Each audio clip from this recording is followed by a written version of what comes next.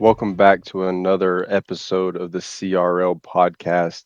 Today we have on two legendary drivers of the Truck Series, two past champions. I am one of your hosts, Jacob Grant, driver of the number 19 for the Truck Series and the ARCA Series, along with It's your other boy. Jacob didn't say your boy Jakob first, but it's your other boy, Rob Sherwood, driver of the 93 ARCA car on Wednesday and truck on Mondays. And it's me, Caleb Smith, driver of the 54 High Five Racing truck and ARCA car on Monday and Wednesday nights. And tonight, Caleb wanted to make things interesting. He decided to go ahead and get all sickly conveniently. So I get the pleasure of introducing our two guests tonight, Nathan Brown and Evan Kinney, because Evan said he would only talk to me on the podcast. That is correct. Welcome, guys. How you doing? Good, good. Thanks for having us. Oh, awesome. First, I just want to start off with how did you guys find the Clean Racing League whenever Fred was the owner, and what made you guys join and stick around? To make a long story as short as I possibly can, Nate and I went to high school together. And after high school, we went our separate ways. I went to college and Nate joined the Air Force. And then a couple years after that, I was teaching in South America and signed up for iRacing. I jumped in an open lobby session at Charlotte Motor Speedway in the old style trucks way back in, this was 2013. And I noticed that there was a guy in the session named Nathan Brown 2, excuse me. Let's make sure we get that correct, who lived in California. And I knew Nate moved to California for the Air Force. So after that race is over, I messaged him on iRacing and was like, hey, there's no way that you are Nate Brown that went to such and such high school in Cortland, New York, right? And he was like, yeah, no, that's me. I was wondering if that was you. And it's all kind of just downhill from there. We took a couple years of a break, and then I think it was 2018 or 2019 we hopped back on, and we'd try to coordinate open lobby sessions with one another, but you know how that goes with Nate's really bad iRating and stuff. So Yeah. we decided to join a league, and we stumbled across Fred's league. I think just based on the name, we were looking for something where we could just have fun and run with a bunch of guys, and was a little bit different than what we could find in open lobbies, which is pretty toxic, as we all know. And it was a match made in heaven. It's been great ever since we've been in the league. Yeah. Just to backtrack a little bit, Evan dated my sister in high school, so like otherwise I would have had nothing to do with him. Hated the guy, absolutely hated the guy. But actually no, he's the one that got away. I wish my sister would leave her husband currently and marry Evan, but now that's a problem because Evan's married. Breaking news on the pod, by the way. Yeah, Yeah. we'll Breaking. send this to her after we're done recording, please. She won't watch. She doesn't care. Also, Fred, we stuck with his league because he's Canadian. Just FYI, like that was the decider. Yeah, other than the bacon that they have up there, everything else seems to be pretty good. So we decided to stick with it because it's Canadian. Yep. That's actually incredible. Ev, how long were you in South America for, if you don't mind sharing? Yeah, I lived there for it was about 3.5 years in total. And I was just teaching at a really small school, and so it was pretty wild. I just found some like tiny 10-inch diameter wheel at a flea market in South America, and that's what I raced with for the first 3 years on iRacing, was just this super crappy wheel. But it's awesome. It brought Nate and I back together, and here we are today. That's actually So- incredible, and that's the joy of like, I'm glad we've gotten to do this, because obviously, we haven't gotten in depth with everyone. Obviously, we don't get a chance to talk to everybody on a weekly basis. So honestly, getting to hear that is pretty cool. And Nate, I had no idea that you had actually served. So that is a cool little tidbit that this gives us the chance to find out, because otherwise we wouldn't know these things. Yeah, I didn't know you. I didn't know you served, so we appreciate that, and thank you very much for that. And how was that process of trying to serve and do iRacing at the same time? Oh, it wasn't like I was a real military. I was Air Force, so it doesn't really count. Hey, you still serve Hey, for the country. It still counts. yeah, to be fair, my my cousin's husband is current Air Force, and well, he won't be listening to this pod, so actually, don't worry about it. No, I didn't actually get into it like my first like 3 or 4 years in the Air Force. It was as I was separating, like my final year in the Air Force, I had more time to race more. And like I want to backtrack to something Evan said about he found a small 10-inch wheel. I'm surprised that sounds small to him. But I had a In the context of wheels, it's small. oh, okay. I was about to say I race on a 15-inch deep dish NASCAR wheel, so I mean that's large. Maybe I've got my measurements wrong. It was tiny. Like if I had my hand on the wheels, my thumbs were touching each other in the center. That's how Well, you small know it what was. they say about people with What small wheels. what year was this? 2012. That was like 2013 2012. is, yeah, somewhere around there. 2013. I'm gonna see if I can find what you had. Do you remember the name of it? I've got no clue. It was some small flea market in Paraguay, Al- and I don't even know if it was a name brand or if it was just something that they had. Along that line, I had a really cheap wheel as the Air Force, and I made no money. And it wasn't a 10-inch wheel, but what my defining feature of my wheel that I had when I was back in 2012, it was I have no idea what it was called either. I paid about $30 for it off eBay, and the throttle was a modular hand throttle. I don't know how to explain it, but like you could throttle and brake with like just with hands, which got me into some horrible habits. But man, I tore the Legends up. The Rookie Legends series. Holy shit! Like I have like 50 or 60 wins in that series, and I haven't won a race since like in like 10 years. Like, but Well, it was a cheap $30 wheel. Like the cheap wheels are the best wheels in my opinion. Say I started when I had started sim racing. My first wheel was 2015 for my 15th birthday. My mom and dad bought me a Thrustmaster T80. It was like this. It was a shitty, no force feedback. It was a small wheel, kind of like what Evan was talking about. But man, I played the fuck out of F1 on it, and I didn't get into iRacing until 2017, where for the first year I used that wheel until I started working and I bought a G29, which is what Rob uses now. yes, can confirm.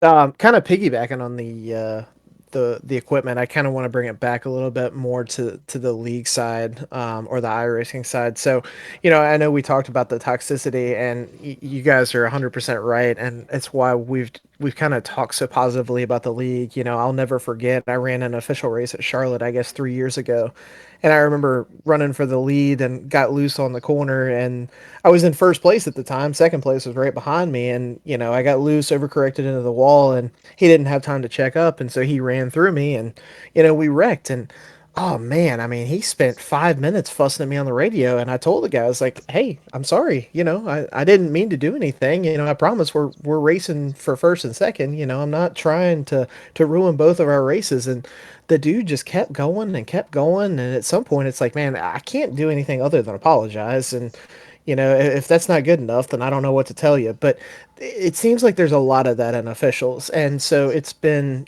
I'm sure I would like to experience with how things have evolved since you first joined the league, and if you can kind of speak to that lack of toxicity, what you think these are, and how do you think you continue to keep that going? Yeah, I mean, I used to get anxiety before joining league racing. Like, if I to the point where I stopped doing open lobby races altogether.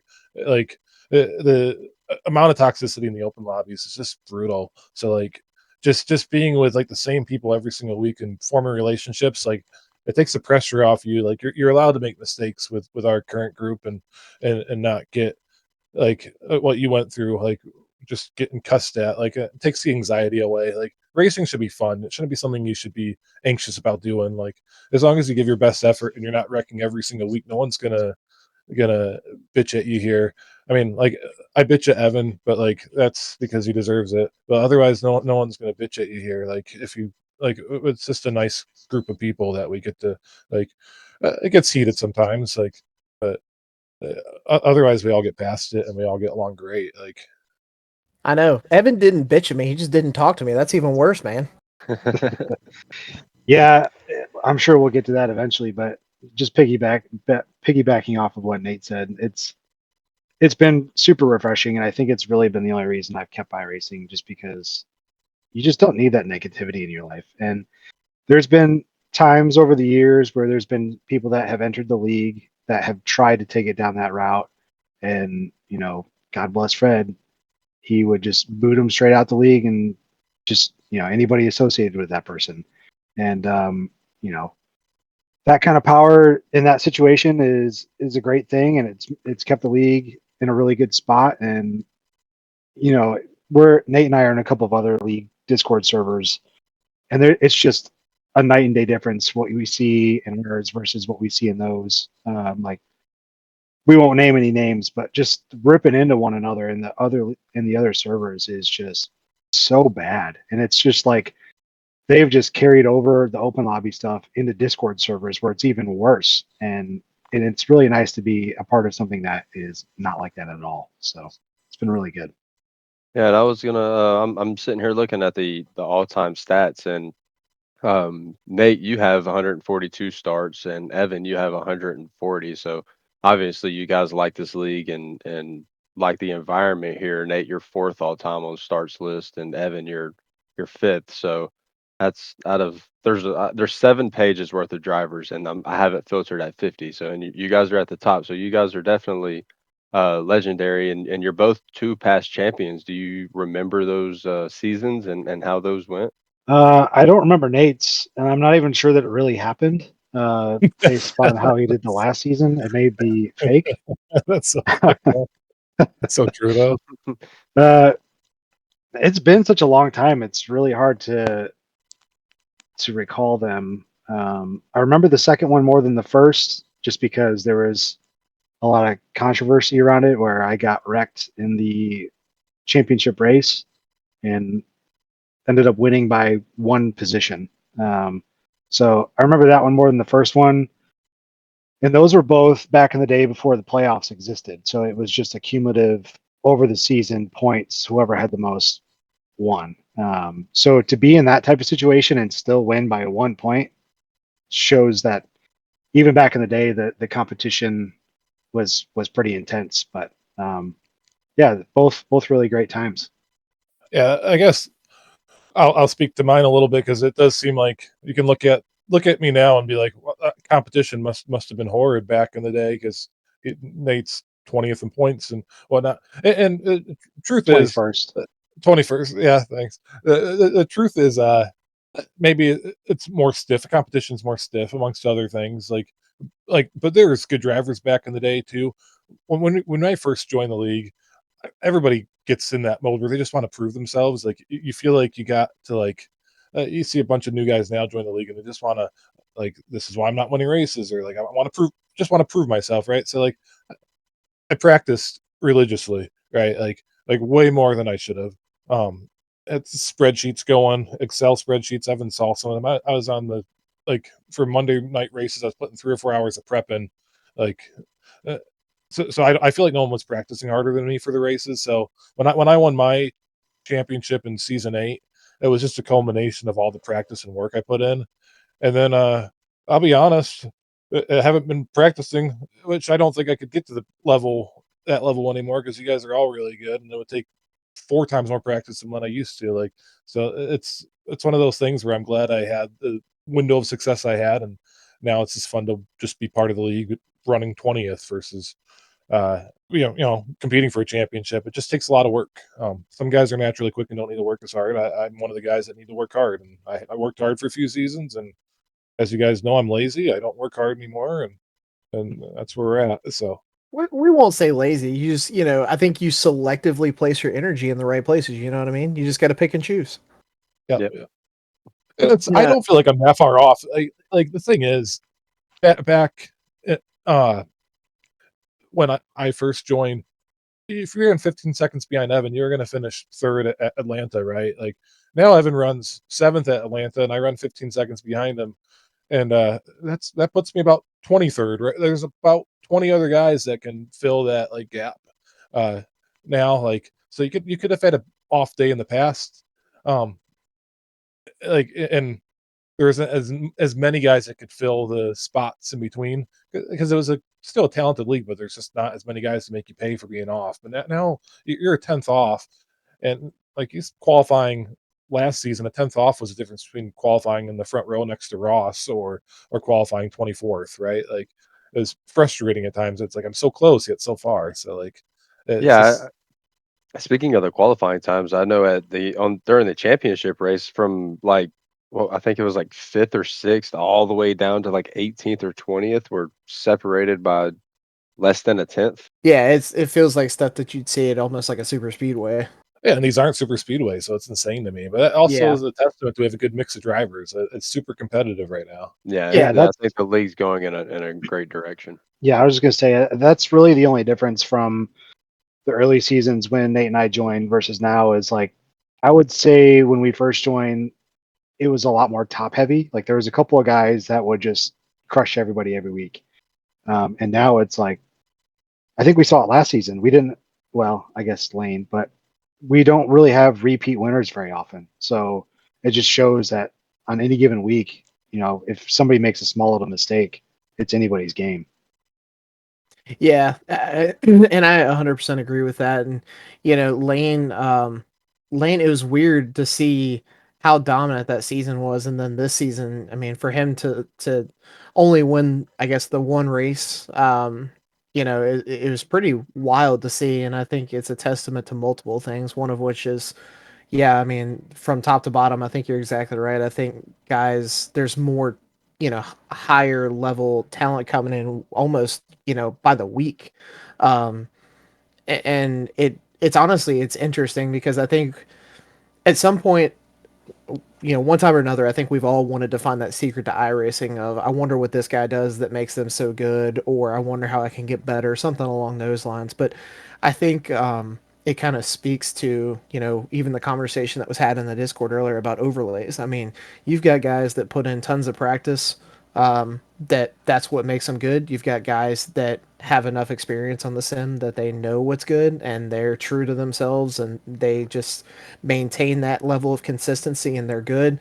You've got guys that have high level equipment that are good. You've got guys that use, low level equipment that are good. So I think, it's honestly, it is a varying skill level. It is cool to see how guys can adjust it to make it work for themselves. And it really is a testament to how good this group is. Well, I just want to lead into another question, or into the next question. Um, before you guys were OnlyDads, and Subscriber Motorsports, um, which are amazing names for race teams, by the way. Um, Thank you. you, you guys were Brownie, and you guys had started another league, um, which was an Xfinity Series, and I credit you guys for getting me back into sim racing, because I had, taken a break and I had,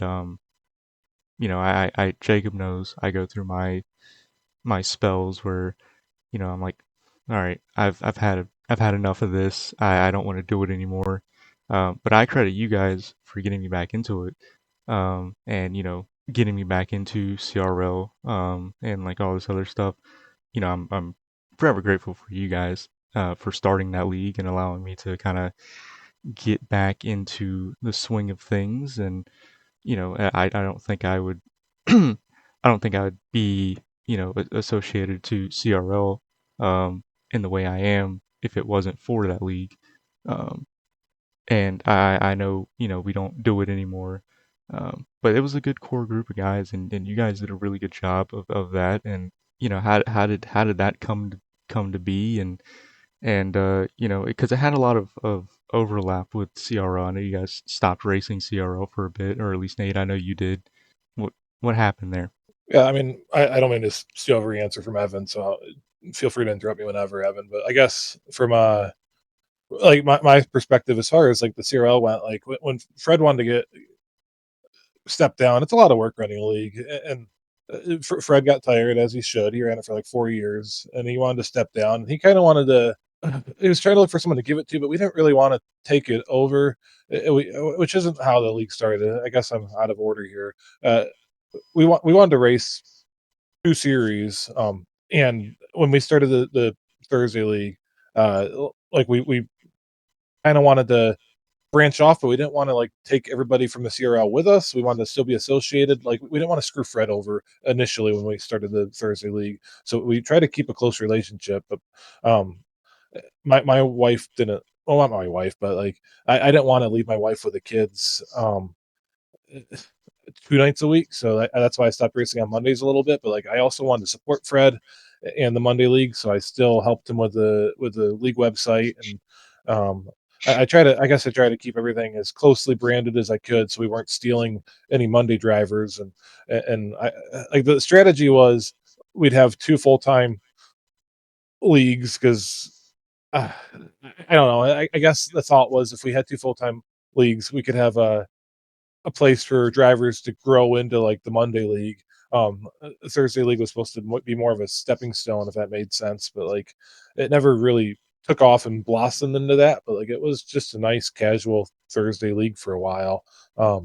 It was Evan's idea though, so I guess I'll let him touch on it more. But the whole point was never to split from the CRL; it was to be associated with the CRL all along, which I think we did that pretty successfully. It just we never got the traction that the Monday League did. Yeah, I think it was probably just ahead of its time, really. And everything that Nate said is true. And we worked very closely with Fred to make sure that we had his blessing, and he gave it to us, which again speaks to how amazing of a person Fred is. But we wanted it to kind of be like, I think where the league is now, where Chris has gotten it, we're pretty close to where. And obviously, this is what Jacob's starting with the ARCA League. We were looking for just a way to have the option to run a different car. So for people who were sick of driving the truck, which is where I was at the time, I really wanted to run any other car. I was trying to go for the Cup car, but when we were doing polling, nobody wanted to do it. So it ended up being the Xfinity car. And yeah, we just wanted it to be like a feeder series, either from Monday if it got too crowded, or the other way around. We could filter guys through the Thursday series into Monday if that's how it went. And I think we were just a bit ahead of our time, I think, with the timing of how the league was and the size that it was. But I think it's getting close now. Yeah, and that's kind of why we started the ARCA series, is for that same reason. That the league is growing rapidly. I mean, there's 155 people in the truck series, and already 26 in the, with a few applications that I have to go over and look at before we accept. But that'll put us over 30 drivers for the ARCA series on iRacing, and we've got more coming in. So that's kind of the idea for the ARCA series that we're starting on Wednesday nights. And it's like you said, it can go either way. It can go for the people who really want to race in the trucks, then there's full, all the charters are sold, and like this season, like all the charters are already sold, and that's amazing. It's great to, I think they sold out in less than 24 hours after being available. And there's a lot of guys who wanted to race in the truck series who joined the ARCA series because the truck series has got full. So there's a lot of people who want to be a part of the Clean Racing League, and now we have two series to make that. Yeah. Well, as we finish up talking about this, I guess my last thing that I have for you guys is there something that you want to see specifically moving forward from the league, whether it be point formats, whether it be certain tracks on the schedule? Are you happy with the way things are? Just kind of what are your general thoughts moving forward on what the league could do to not necessarily improve, but what you personally would like to see done? Yeah, I guess I'll go first. I think it's um, simple, the easier things. I would like more road courses, much like Caleb would, and I think Yeah. Rob, you've mentioned it as well. But the extra step that I think would be really cool is if we could incorporate some international road courses. So I love that. I think that would be really cool. But I understand that you're probably going to lose a lot of participation in those because a lot of people who are attracted to the CRL are oval drivers, and so I understand the hesitation. And when Chris was asking for suggestions for the schedule, I threw out a couple of road courses that had never been run before, and he just kind of shooed me away like a pesky fly, which is understandable knowing the crowd. But that's the one thing, and then the second thing is I would like to, which is this is very ironic because I believe I was one of the first proponents of doing the playoff system for the CRL, but I am now at the point where I would like to move away from it. And at the very least, if we could put ourselves in a situation where wins don't guarantee you anything, that would, I think, improve a lot of things in the league overall, I think. Nate, do you have anything? Yeah, I know I got stuff. I was thinking through why Evan would bring up the whole winning thing. Rob, I'm just kidding. I'm just kidding. what are That's we messed talking up. about here? We'll I'm get confused. into that. Okay. I want to get into that. I want to feel that fire more. Trying to bring you guys ratings. I'm sorry. Listen, as far as suggestions go for improvements, like so, one of the you guys like Chris and Caleb and Jacob, you guys all do a great job. Which is like when you guys first joined the league, like just the energy you guys brought. Like I knew the league was in good hands. Like getting groups like you guys in. Like I remember you guys like joining at Atlanta and just I don't know. There are certain groups that join the league that you just know they're going to be here for the long haul, and I don't really I couldn't have never imagined like the league would grow to where it is now. Like Fred did a great job with it for years, and I credit him to getting it started. But you guys are the explosiveness of like how this league is just taken off is just it just that's credit to you guys. And then I know that Rob and his boys joined well first the Thursday league a little bit later, and you guys did a great job with that helping us out. And then like I also knew you guys were going to be a huge help. So like I sincerely mean it when I say I'm appreciative of every group like you guys that joins the league and just helps. I'm all about the CRL. Like I've been about it for the past 5 years now, and just I'm a huge fan of anybody that comes in and helps grow the league the way it has. But I guess like the complaints I'd have aren't really with the league. Is like yeah the points. I hate playoffs. That's why I don't watch NASCAR much anymore. I think that's gimmicky. But like racing's racing, whether I like it or not. Like I still get in a car and drive. So like who cares about the points at the end of the day? Like we can have whatever system out. I'm still slow and I still suck, so it doesn't matter to me. The suggestions like are really more on iRacing side. The setups now suck across iRacing in general. I think like the cars used to be way more difficult to drive.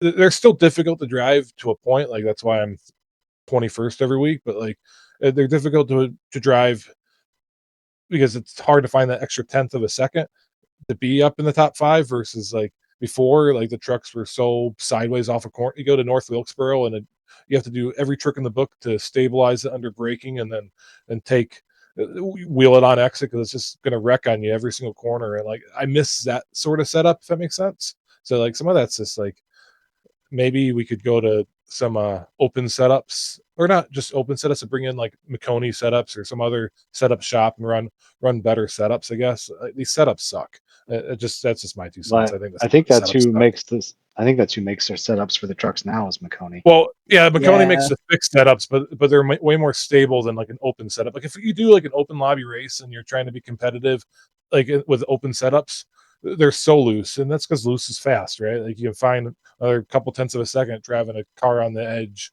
that's wrecking loose versus they build stable setups for iRacing, which is fine. I suck, so I can't drive them. So like, And but I like the wrecking setups if that makes sense. and I run in an open setup league like you're talking about on Sunday nights in the truck. So on Sunday nights I run an open set, and then on Monday nights I run a fixed set. And me personally, I enjoy the open sets more, especially whenever I have one. Um, I don't know very much about tweaking them and building setups, but when I'm in the race, I know what to do to the tire pressures to get the truck to do what I want. There's spring offset adjustments that you can make to loosen or tighten the car or make it do what you need to do in certain runs. So I like that aspect of it. It brings more real life intensity into the sim, and it's honestly really enjoyable.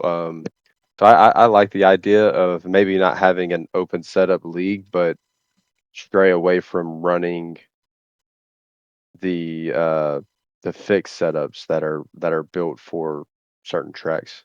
Yeah, that's exactly what I meant. I don't mean like open setups. I mean, if we can find somebody that builds better setups as far like again, like it's just more like I mean, it's really more just me bitching because like I can't manage a right front tire with the current setups, but like when you can drive like a loose truck and not worry about the right front because the only way to drive a loose truck is drive it on the right front, right? Like that's to me it's takes less talent to just drive the car in hard and hold on to it versus have to manage.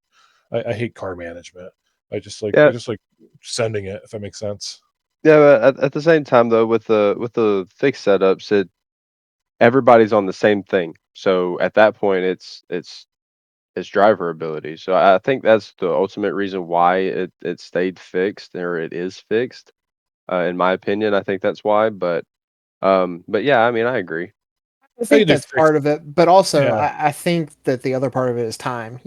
Not many people have the time to go in and completely critique a set, because some people do run multiple leagues every week, which obviously means they have less time because they're running multiple cars, multiple leagues. But the people who aren't, it's because they don't have the time on the sim like everybody else does to nail down those setups. So I think it's convenient as much as anything, but I agree that it would be nicer if the set was at least more of a middle ground for people. I mean, Yeah, I everybody think can be like me and just not practice and just jump into the race and figure it out in race.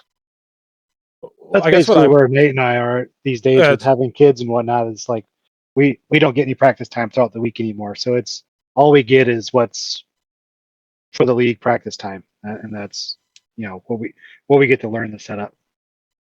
I guess what I'm asking is like if anybody's listening like a McConey or like I don't know who builds setups anymore, but like if anybody's listening that wants wants to sponsor the league and just build our league custom setups, like they can be fixed setups, but like That would be awesome. some That would setup be builder pretty that cool. yeah, like just build league setups because other leagues have league setup builders. Like I'm just saying if you're out there, we're a big league, we would love your help. Um, Build some better setups, get some even better racing than what we have currently. We have great racing currently, but I'm just saying if you're listening and you want to promote your setups, that's something that I think we could all get on board with. And If Yeah. and let's not call out Maconi because with a name like that, there's certainly have ties to the mob. So we love your setups. They're We'll great. use They're them great. They're great. We love them. No, exactly. they probably hate their fixed setups too. Like I bet you he hates building those. Like really, I bet you he does. I bet you it's iRacing's like, build a stable setup for the idiots that can't drive. And okay, and they Nate's probably gonna hate it. die first. So let me ask this. This is I guess this is going to lead into our next topic. Rob, if we had custom setups or better setups, would the outcome of Coda be different? Really? That's where we're going with can that? Okay. All right. can can I just for a minute? I would like to start this. I Okay. was All right. okay. Khalid, take it away.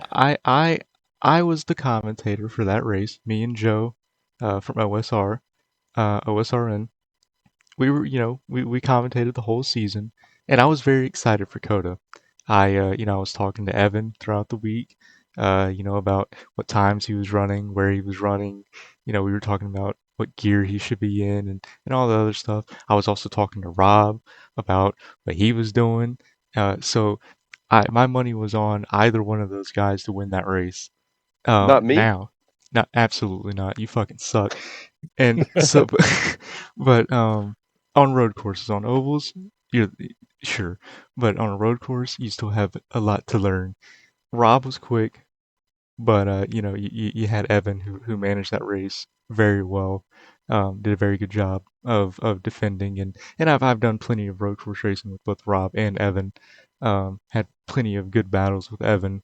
So I was very excited to see how that race was going to end. And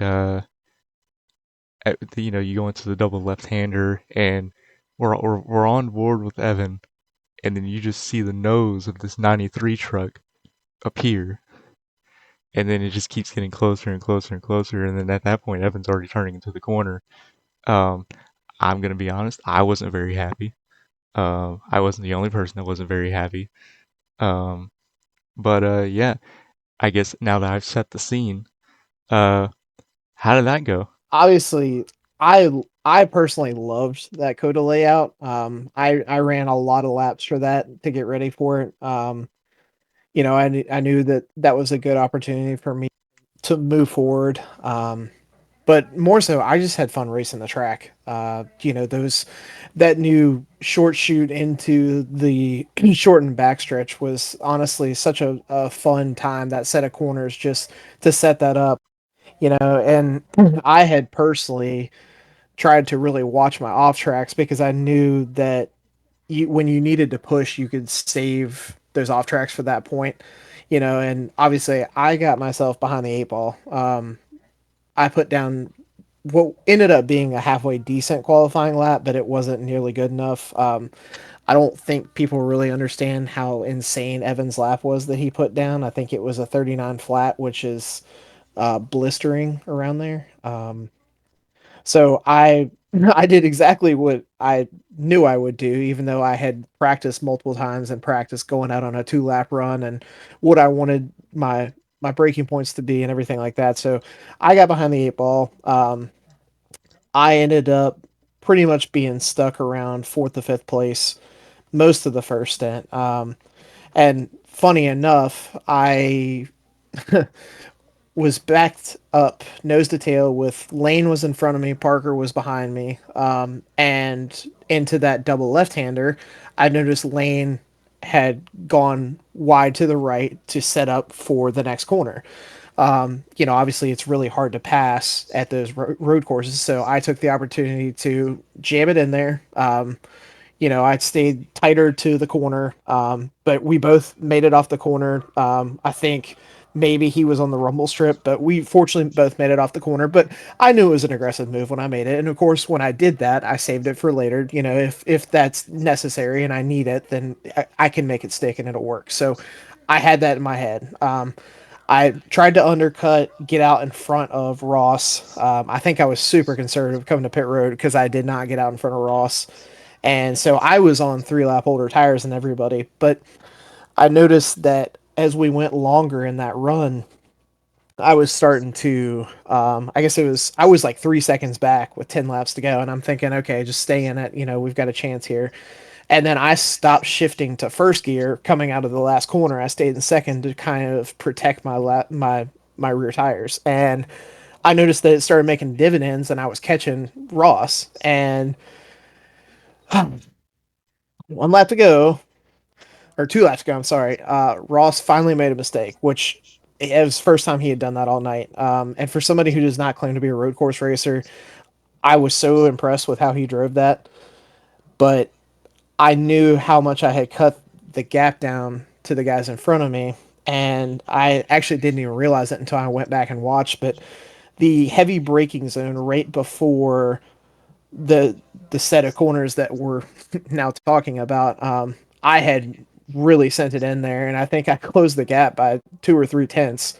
I didn't even realize that at the time, and then went back and found it. But in my head, when we came out of that right hander, I was like, I'm close enough that I can make a move, and just something instinct when Evan went right to set up for the corner, in my mind, I was like, okay, let me just like stick my nose in here. We're not going to get to him, but at least if we can kind of change his exit off the corner, maybe we can be side by side out of here. Obviously, that didn't happen. Um, you know, I acknowledged at the time, still acknowledged that it was a very aggressive move. And at the end of the day, it was Kristen Kristen like it, I know, because it was more aggressive than I think what a lot of people are used to. And at the end of the day, I was more upset because of the end result, because Evan had run a good qualifying lap and he'd run a good strategy and he had run a good race. And at the end of the day, I didn't want to take that away from him. While I wanted to win the race, the end goal was to not send it in there and have him lift or get wrecked. That's not what I wanted to do. And so for me, moving forward was really hard because, I don't I know that Evan did not deserve to get wrecked. I did not want to wreck him. I was so focused on winning the race that I made an aggressive move, and the end result was my biggest issue because, I don't want to win that way. That's why I didn't want to do burnouts. I didn't want to really even do an interview because I just wanted to talk to Evan and move forward and get past it. So that's kind of what I was going through and what my mindset was going through it. And I know, I've kind of touched on it with Evan, and I he has every right in the world to be frustrated with me, and I completely understand it. Yeah, yeah, the qualifying lap I laid down was the fastest lap I had driven at that track the entire week. I even caught myself off guard with that one. So I that looked at the was standings, I can't lie, and I had to take a double take, or it caught me so off guard because it was so fast. yeah, it caught me off guard. And the crazy thing is, I ran a race the next day to just try to like get back in the game, I guess you could call it. And I ran a 1:38.5, and so I got even a half second faster than that. But I going into it, my strategy was just to maintain, because I know from all of our road course races in league history, there's guys that take off really fast, and then you end up catching back up to them because they burn their stuff off. So that was kind of my strategy, is just run a good pace to where I'm not going to let anybody by, but I can stay out front. And that's what I did the first run. I got out about a couple seconds on Ross, and then I just kind of realized, I'm in a decent spot. I let Ross get back to me, which was fine, coming to the pit stops. And then that was kind of the same way the end of the second stint worked out, is I was just kind of maintaining, biding my time. And towards the end, what I really noticed is that I could launch off the corners way better than Ross. And from what I could tell, Rob as well. So I knew I was getting into the corners a little bit softer, but I could get off way better. And anytime I lost, I would gain on exit. So I was really focusing on that. And when Ross made a mistake, yeah, it was pretty shocking. And it happened in probably the worst part of the track for me. That 6 and 7, whatever that little kink is called, I definitely was not very strong there. And yeah, going out of the right hander into the infamous corner, I looked at my relative and I saw that Rob was 0.5 of a second back. So I was like, okay, there's no way he's going to attempt to make a pass here.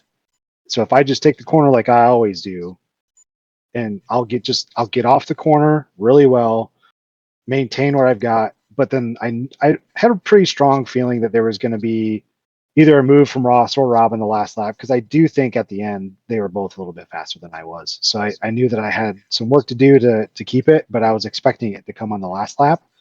And then yeah, it's very similar to Caleb's perspective. Is when I went into the corner, I was 0.5 up, so I went into it like I always did, and then next thing I know, I'm getting turned.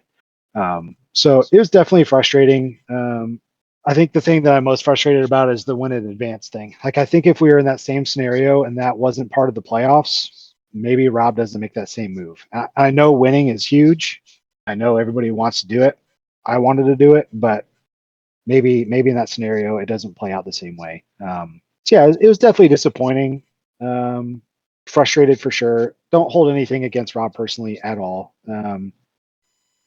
I think it changes your on track perspective a little bit around those guys, and I think there's been some unspoken tensions between S&B and OnlyDads anyway, just from a few cumulative incidents where it feels like OnlyDad's been on the receiving end of things that kind of contributes to the whole situation. So I know that Rob and I, we have not talked about this after the fact at all. But there's no hard feelings towards Rob.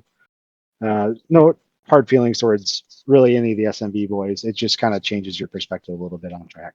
Well, and I mean, I think, there's no hard feelings, obviously from us. I think I'm worried about it continuing in the sense that, I enjoy shooting the shit with you guys and I enjoy racing with you guys, and I don't want it to be something that continues to fester when it doesn't have to. And so, just from me personally, on a personal note, like, anything that has happened has not come from a personal place. I mean, I understand the frustration that it's felt like, it's added up. I think if we were to sit down and tally things up and just kind of figure out where everything stands, maybe that would help. I don't know.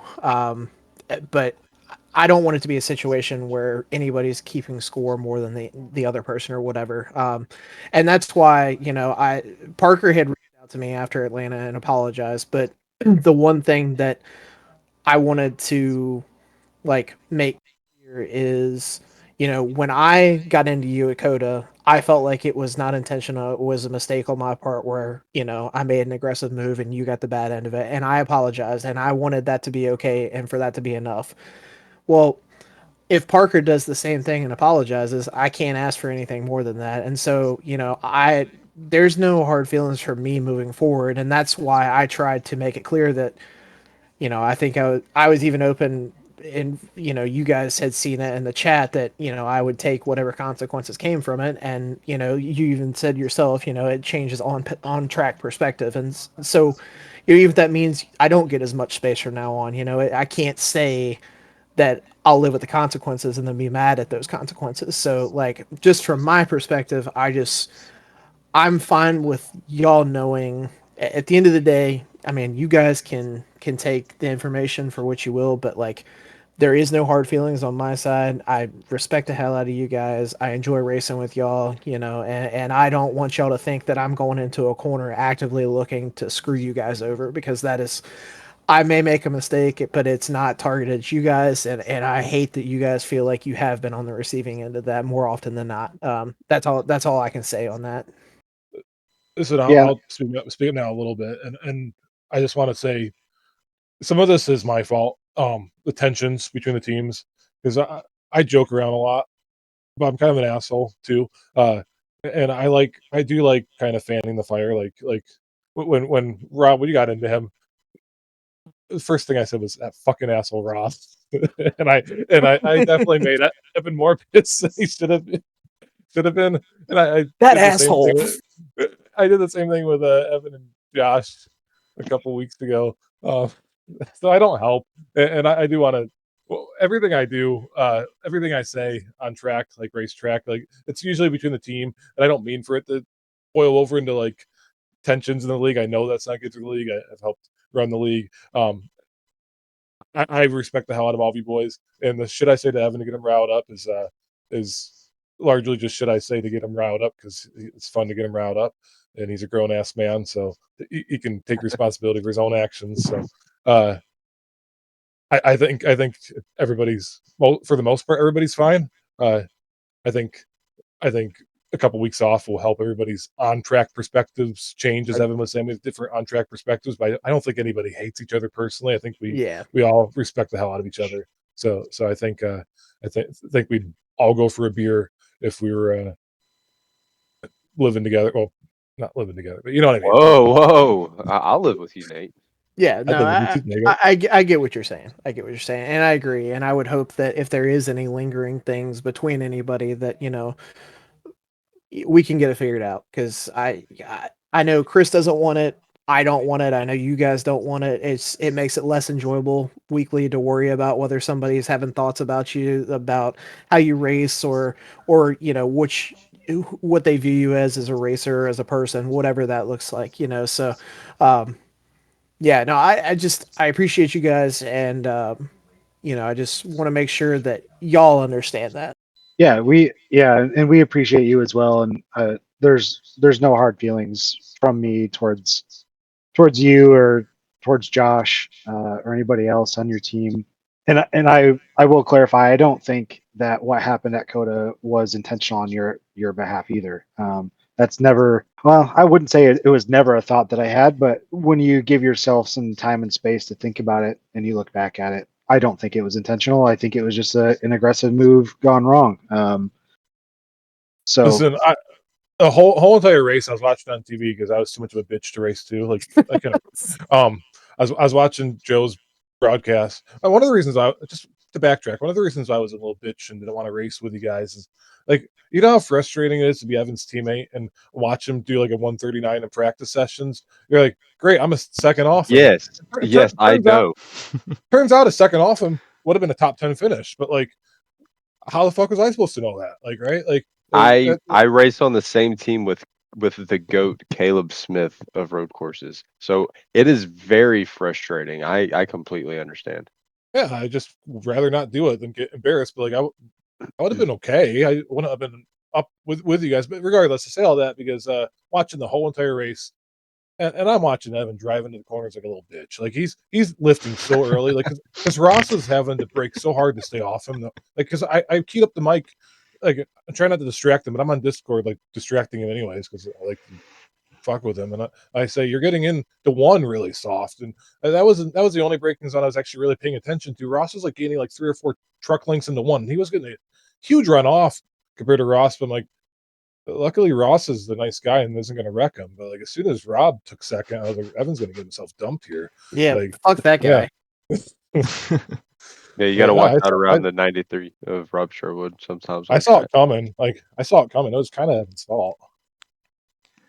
Yeah, I mean, no, it was no. To be clear, sorry, Evan. I don't mean to cut you off. It was not Evan's fault. I mean, it's my fault for making the move. I mean, because ultimately, it's a reaction to an action, right? Or it's a consequence to an action. Like the action was the aggressive move. That was the consequence. So like, Evan even spoke on it. He didn't expect me to do that when I was 4/10 to a half second back, and I understand that. I mean, I would have been in the same situation, and that's what Caleb and I have talked about. You know, if the roles were reversed, I would also be irritated. So that's why, you know, I have zero expectation of him not being upset about it because he has every right in the world to be upset. But I agree that when it's easy to feel that in the moment for sure, because obviously for me at Atlanta, you know, with us having our issues back and forth, it's like, oh, well, that was intentional. I think I even remember somebody in the Discord going, oh, wow. But, you know, when you do take a step back, you are able to put it in perspective. So, you know, it is nice to know that moving forward that's not how you feel, because that's what I wanted to get across was that it wasn't. But to your point, kind of talking about that win and you're in, you know, whether I realized it was there or not, I think there is an aspect to that. yeah, and you didn't cut me off, Rob. You dumped me in the middle of the conversation just to bring it full circle. Here we go again, right? Yeah, no hard feelings from OnlyDads towards SMB. And hopefully a fresh season will do us all good. It was just a cumulative effect over the entire season that was just, it felt like we had a big old bullseye on our butt cheeks, and you guys found it every time. I mean, the Yeah. seasons are too long. That means, right? Yeah, Can't obviously, take- yeah, obviously. yeah. Or they're not long enough, and we should run more road courses. Then Evan can Yes. have his chance to wreck me back at a road course. Yeah, that's the hard part about this whole thing is as much as I wanted to intentionally wreck all of USMB boys the next race, I just couldn't bring myself to do it. So, you know, I don't think that day's ever going to come, Rob. If anything happens, it's probably on accident. Yeah, listen, says hey, and accidents are going to happen. You know, I understand that, but I don't worry about Ross. Of all people, that man is the cleanest iRacer I've ever seen in my life. Now he is. Listen, we're not going back to the S&B Cup Series days, okay? You know, No. Me Mr. and Drama Ross starter had himself. me and Ross have had some great battles in the SMB Cup Series days. Jacob, you remember when you were falling off at Bristol and magically a caution came out and you took your fast repair and put on fresh tires and decided that you were going to win the race from 14th and run through my bumper? And you remember that? I remember, but I try to forget. Okay, got you. You know, But then I, again, you probably deserved it.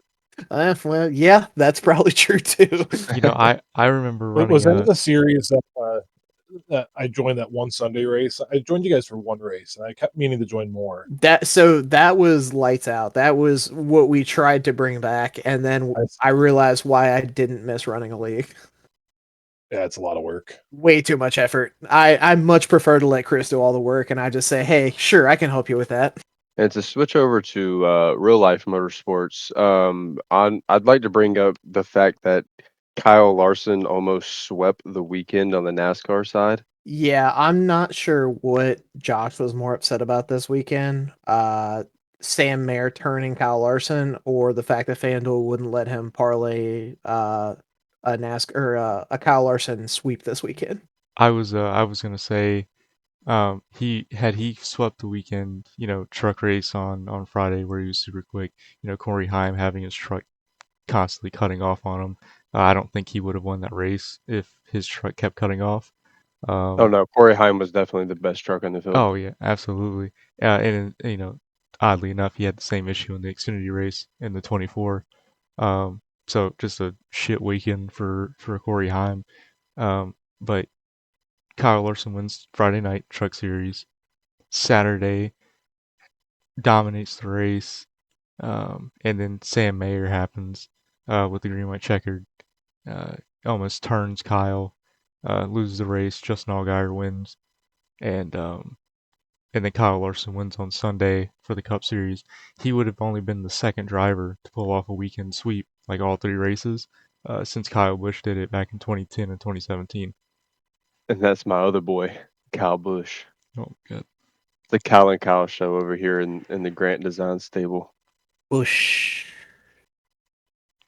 Yeah, I didn't think there could be anybody more unlikable than Denny Hamlin, your boy Caleb. But Oh I my think God. Sam Mayer is probably there. I think he's probably the most unlikable driver in NASCAR at the moment. That interview was cringe. That was wild cringe.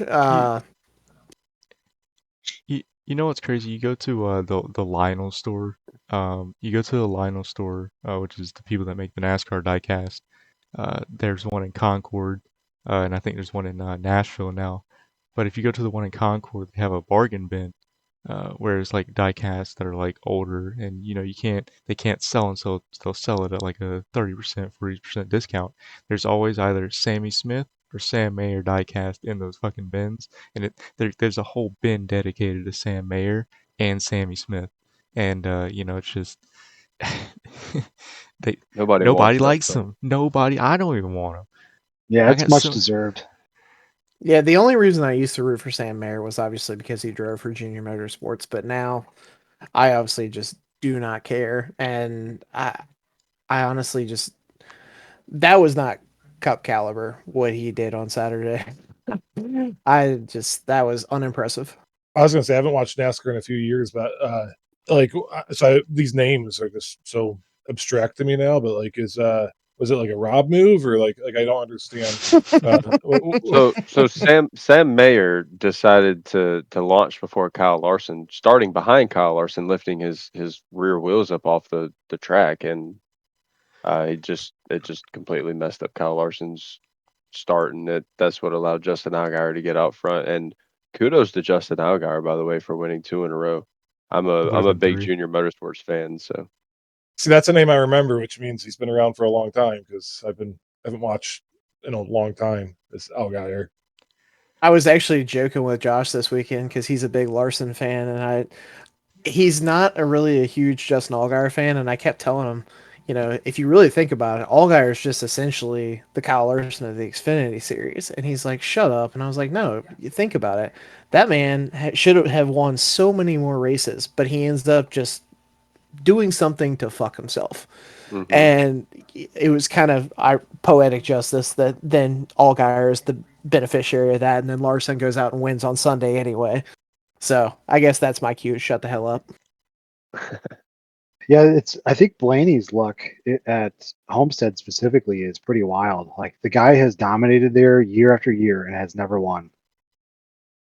Yeah. Yeah, he His was engine went. flying in the first stage. I was unable to watch most of the second stage, and then part of the third stage. But I remember looking at live timing and scoring, I guess about right before the first pit stops, and he was a solid 2 to 3 tenths faster than everybody on the track. And I think at one point his lead was like up to 8.5 seconds or something.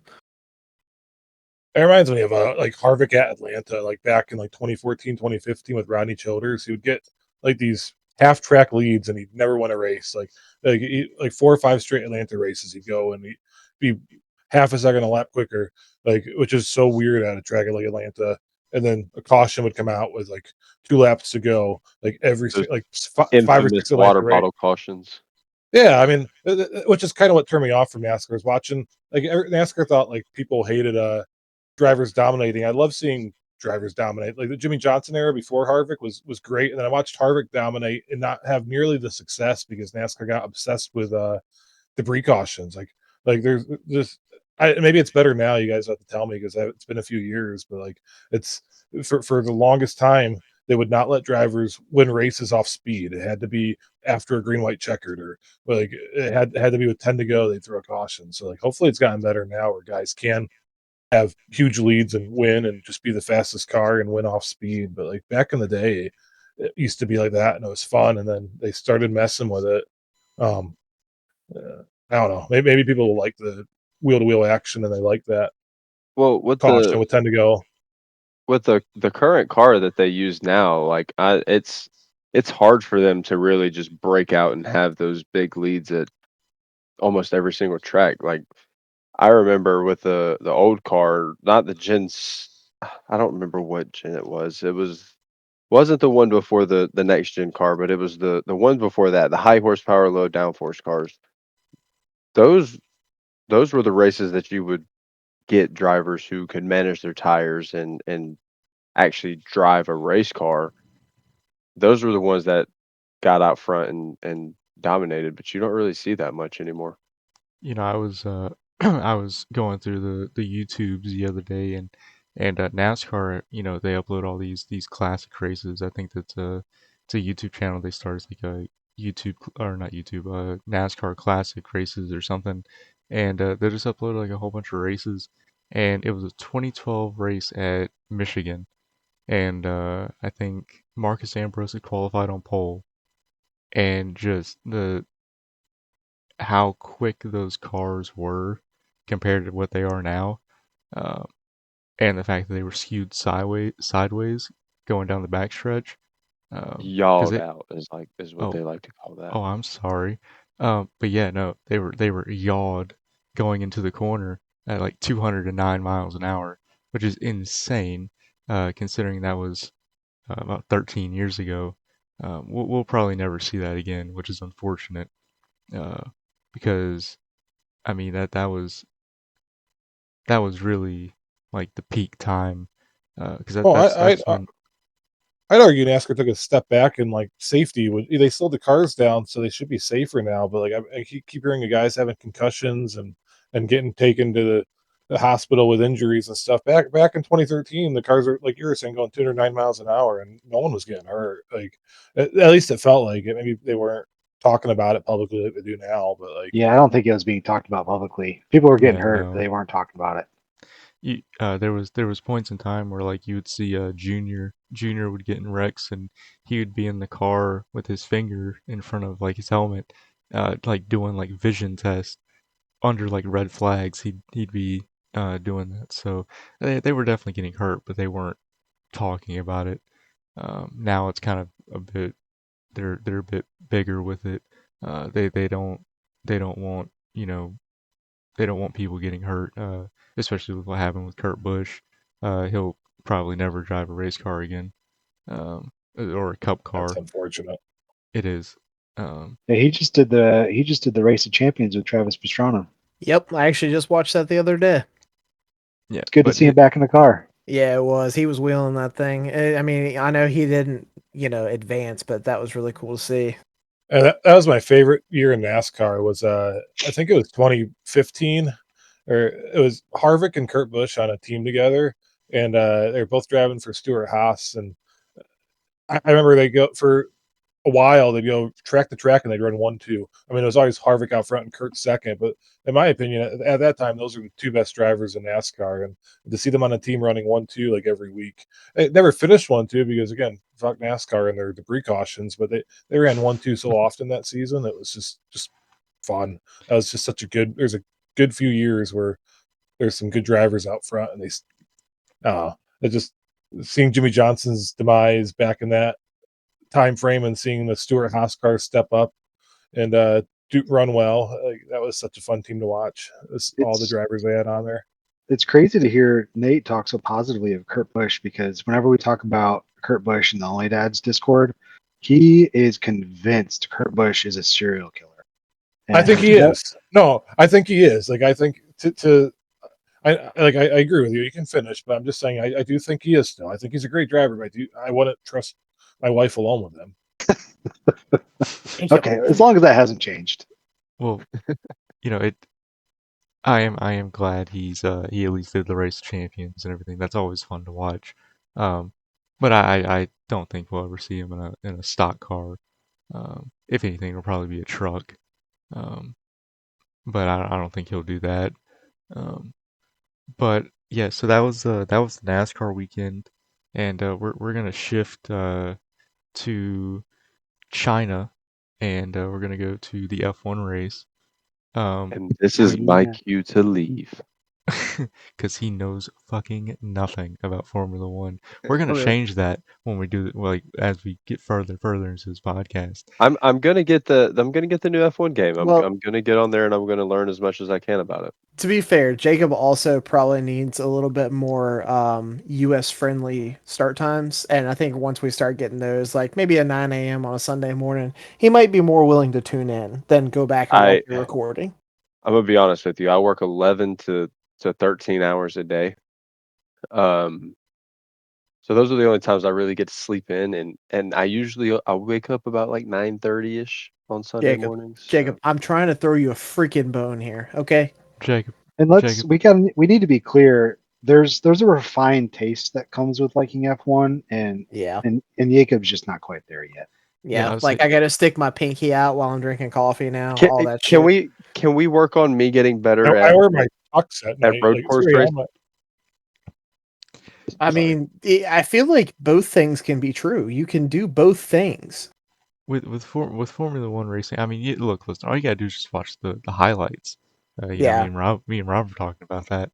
All you gotta do is just watch the highlights. Everything you need to know. It's like 7 minutes long. They never exceed 7 minutes. Actually, Australia was 8 minutes, which was kind of a shocker to me because they never exceeded 7 minutes. Um, that was kind of like That the means so much happened. yeah, I know. Oh, an extra minute. It started fucking raining, but no. In China, we leading up to the weekend, um, we had talked on the previous podcast last week. Ferrari, fucking terrible. Um, and Brutal weekend. yeah, yeah. I mean, just they really botched the strategy call. And then you go into the China. You go into Yeah, and China. how could it get worse, right? How could it possibly get worse? Well, that well, Oh, well. jeez. See, it started off well. You had Lewis qualify on pole for the sprint race, which was, Yep. I feel like they were even shocked about that. Um, he qualified on pole, ended up winning the sprint race. Everything was good with the car. Qualified mid pack for the regular race, like the actual race. Um, and that race was all Oscar Piastri's.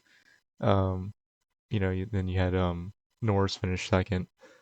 So Yeah, I'm gonna be honest with you. I think Oscar heard the podcast last week and heard you say that Lando was clearly the number one driver in that situation, and I think he drove a little pissed off this week. I'm gonna be honest. as he should. They're I both still think talented. Lando's the number one driver there. Oh yeah, for sure. Really Um, clearly. but speaking of number two drivers, this is a good segue to this.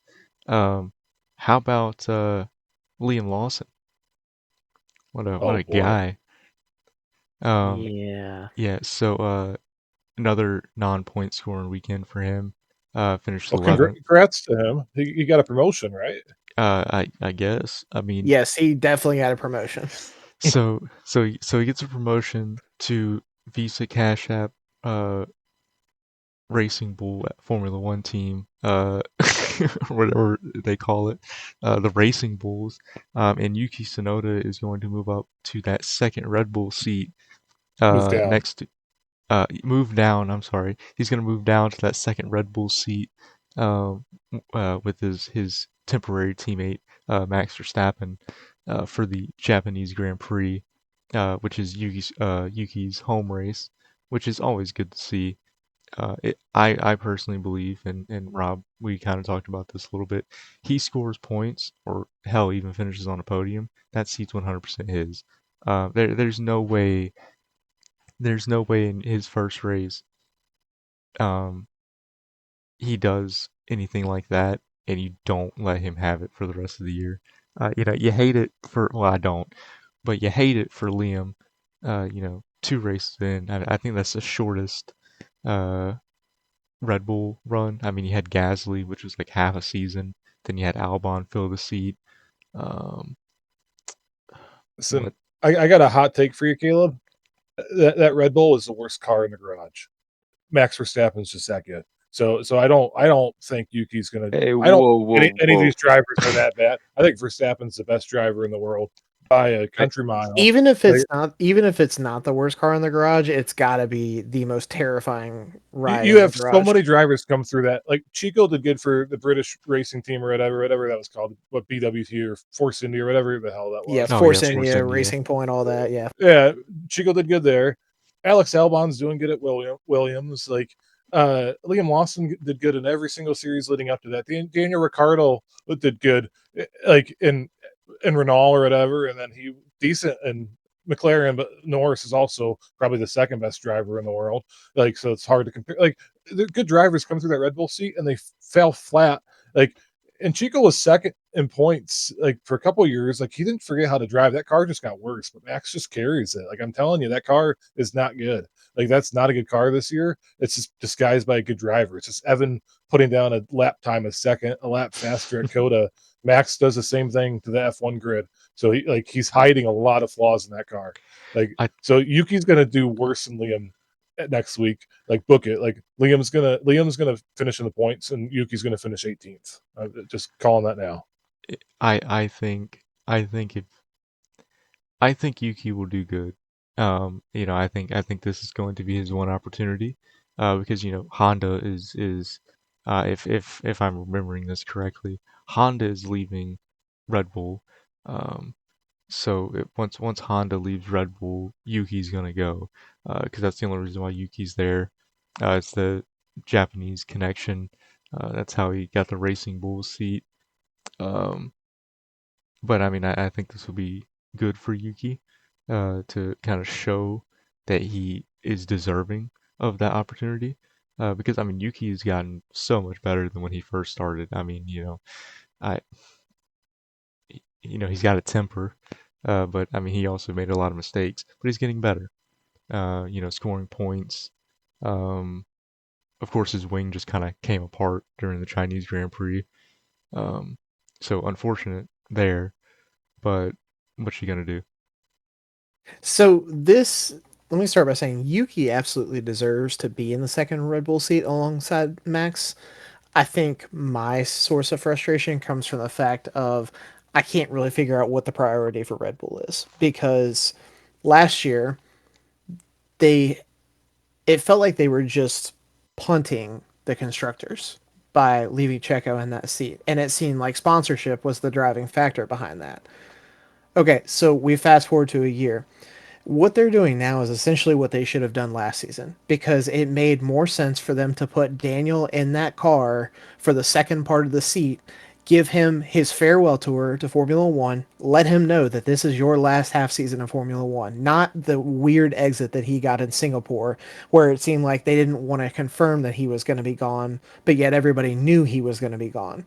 So instead of putting Daniel in that seat last year and taking Checo out of it and giving them a chance to possibly stay in the fight for the constructors championship and give Liam those races in the V carb at the same time to see what he was made of and then actually have a competition between him and Yuki over the course of 12 races.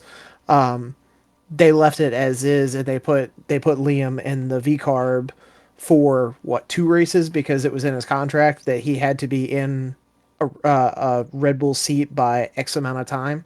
And so here we are, fast forward less than a year later, and it does make the most sense what they're doing because essentially Yuki will be out the door at the end of the season.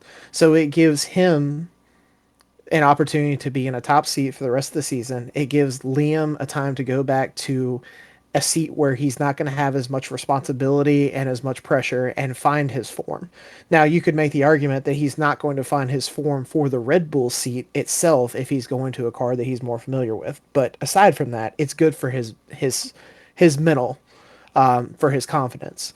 So I think that's a win-win for Red Bull. But looking at it, I don't know why we're making this decision 2 races into Liam's career when they could have made a similar decision with Checo last year and staying in the constructors championship, and they didn't. And it's like, how are the priorities different from 8 months ago, 6 months ago to what they are now? I can't fathom that, how you just basically give up a constructors championship last year and then now you're making decisions based on, I'm assuming it's staying in the constructors fight, but maybe it's not. Maybe this is purely a long-term move and they think this is best for Liam's future. I don't know.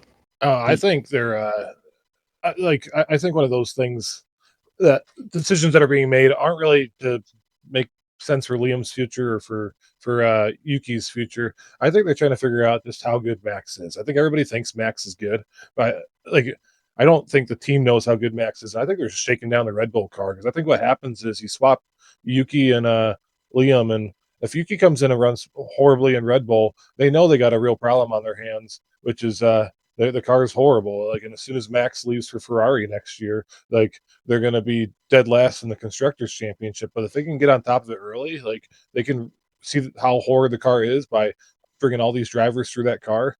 They're giving the car more of a shakedown than any F1 car has recently had. Like I think this is a smart move, not to really grow either Liam or Yuki like into superstars. It's more just to see how big of trouble they're in. I think they're in trouble. I think Red Bull's in trouble. I don't think that car is good, and I think Max has been hiding deficiencies in that car for that long. I really think that highly of Verstappen, where I think he's carrying that car. I don't think Yuki's going to do well at all, and I think Yuki's a great driver. I think that car is horrid to drive. I think it's a horrid car right now. Well, you you you also to kind of go into this, Red Bull has never been good at farming talent. And because I mean they had so many good drivers. Daniel Ricciardo, Carlos Sainz at one point was a Red Bull driver when he raced for Toro Rosso back when that was the name of the team. You had Gasly. I know I'm missing a few other guys, um, but I feel like they rush these drivers up into that seat, um, and when they're not performing, they just kind of toss them to the side.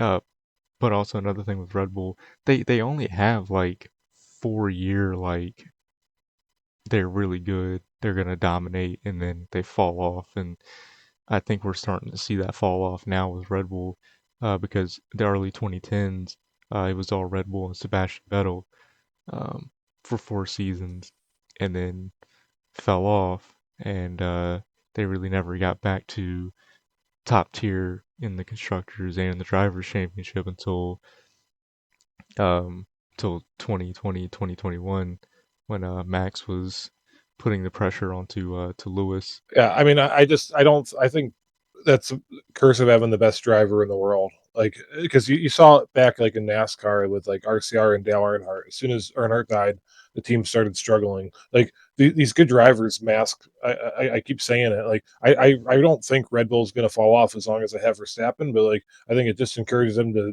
sign Verstappen to a long term contract, which won't happen. Like after this contract expires, he's gonna be somewhere else here soon. Like I think it's just I really don't even know if it. I think they can get away with slacking off more and not developing the car as much when you have talent like that, but like it puts them in bad positions, like when they're left with their pants down and like Verstappen's gone, and now they have Yuki and Liam as teammates, like good drivers, but they're not going to find half a second in that car. That like he's a generational talent. Like that's I don't think people realize how good he is. Like, he's a generational talent. Like nobody's seen that level of like car carrying before. I think like that's just my I think that highly of him. You guys, if you ever get me talking about him, I'm not a fan of him. I like Lando better, but like I think he's really damn good. Like I don't know. I just the stuff I've seen. I just think it makes sense that he's carrying the car. Like there's so many good drivers that have failed alongside next to him, and when you have him as a benchmark, it starts to make more sense seeing guys fail when you start realizing, holy cow, this guy's just that good. Uh, like in my opinion, it just makes more sense viewing it that way versus that car's just hard to drive. It's like no one else can figure it out. I think it's more the opposite. Well, so I listen to a lot of P1 podcasts with Matt and Tommy. Shout out to them if you are looking for an F1 podcast. I highly recommend them.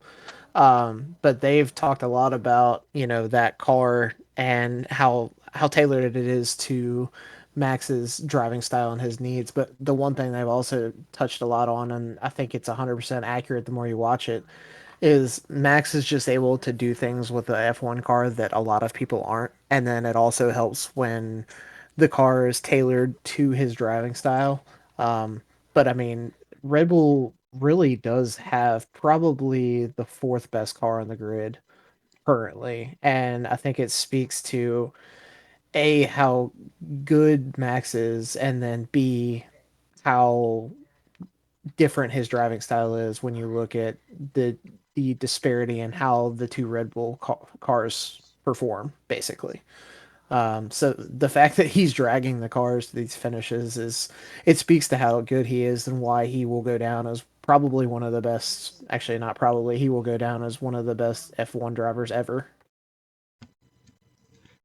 And Rightfully deserved. yeah, I mean, absolutely talented driver. Um, however, we are nearing the end of the podcast. We would like to just shout out our sponsors real quick that really make the league and this podcast go. You got Ghost Athletics, back for another season in the CRL Truck Series, Grant Designs for the ARCA series, um, and as the podcast goes on each week and as our truck series starts on Monday nights and our ARCA series starts on Wednesday nights. We'll have more sponsors uh, that will keep shouting out throughout the season as those kind of come to be. But yeah, without them, this wouldn't be what it is. And any final thoughts for the podcast before we wrap it up? I just want to thank Evan and Nate for coming on and doing the podcast. I love that we're going to have a lot of different guests on and hearing their perspective on certain things about our league and just getting to talk to these guys that some people may not get to hear from or talk to. Yeah, we appreciate you guys having us, and we'll be back every week for every episode, whether you want us to be here or not. I Yeah, wouldn't mind. well, Evan said. I mean, if you guys want to come back here and there, that's completely okay. I don't think the listeners are going to decline having Evan and Nate on a podcast episode in the future. It's been a very Um, fun episode. it has been. It has been. Yeah. But yeah, very very happy we got to talk to you guys this evening. However, our time for the podcast has come to an end for this episode. And we will And see. if you've made it this long, God bless you. Yes, we are. This is by far the longest podcast we've done since we've started, albeit this is episode 4. Um, but it is definitely one of the longer episodes we'll be It's doing. Evan's fault. But I mean, it was a good one, and every Friday morning at 10 a.m. you can catch a new episode of the CRL podcast on Spotify and YouTube wherever you listen. We will see everyone next time, and bye bye.